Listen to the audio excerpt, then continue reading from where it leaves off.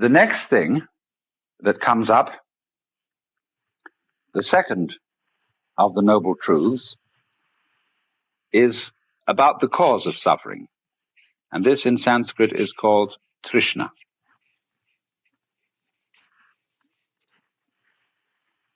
Trishna is related to our word thirst.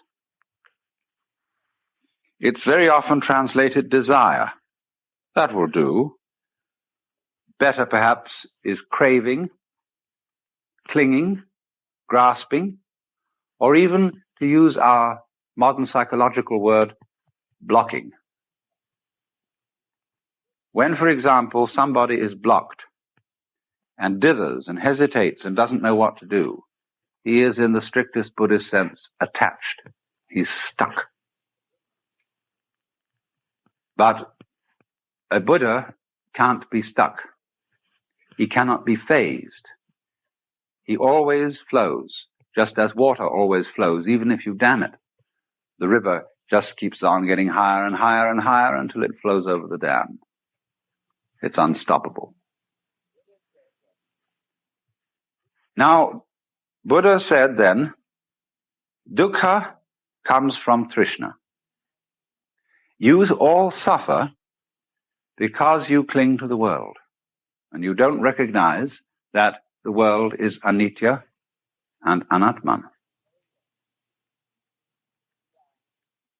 So then, try, if you can, not to grasp. Well, do you see that that immediately poses a problem?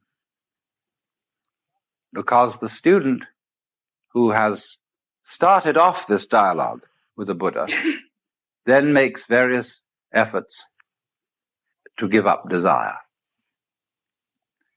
upon which he very rapidly discovers that he is desiring not to desire. And he takes that back to the teacher, who says, well. He said, of course, you are desiring not to desire, and that's, of course, excessive. All I want you to do is to give up desiring as much as you can. Don't want to go beyond the point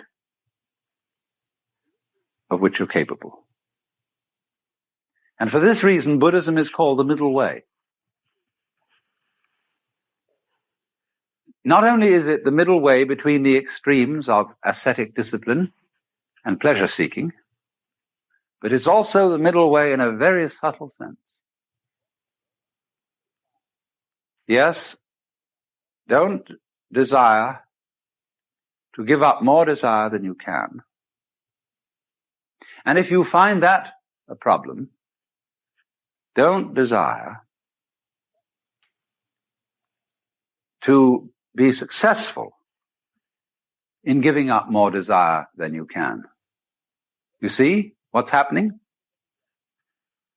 At every time he's returned to the middle way, he is moved out of an extreme situation. Now then, we'll go on. We'll cut out what happens in the pursuit of that method until a little later. The next truth in the list is concerned with the nature of release from dukkha. And so number 3 is nirvana.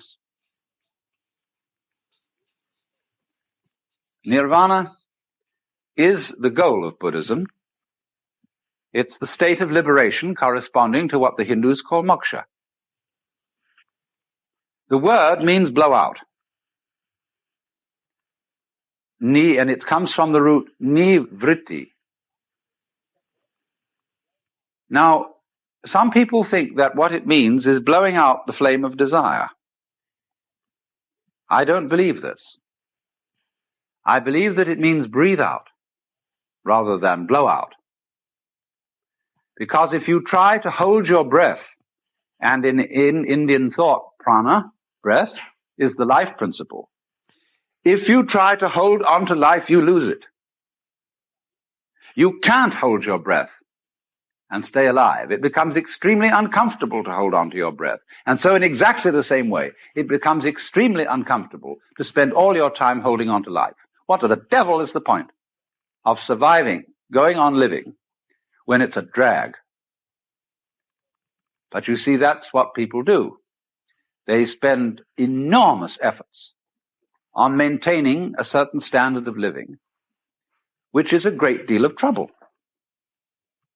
You know, you get a nice house in the suburbs, and the first thing you do is you plant a lawn. You've got to get out and mow the damn thing all the time.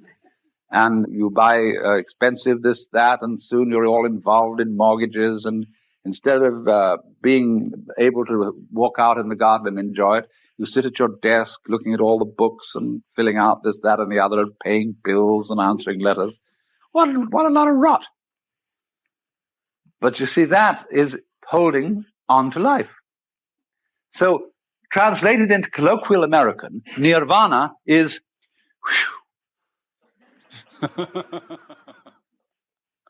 because if you let your breath go, it'll come back. So, nirvana is not annihilation. It's not disappearance into a sort of undifferentiated void. Nirvana is the state of being let go. It is a state of consciousness and a state of, you might call it, being, here and now, in this life.